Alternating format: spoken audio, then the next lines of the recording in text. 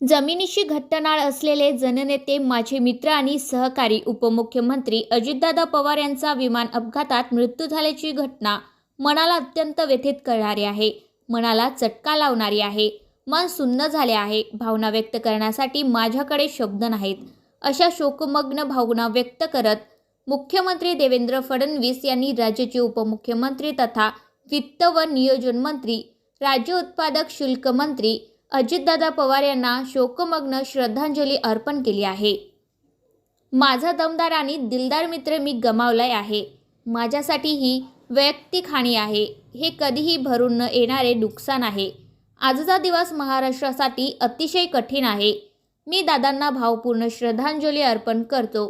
त्यांच्या संपूर्ण कुटुंबियांच्या आणि राष्ट्रवादी काँग्रेस परिवाराच्या दुःखातही आम्ही सहभागी आहोत. या अपघातात अन्य 4 जणांचा मृत्यू देखील झाला आहे.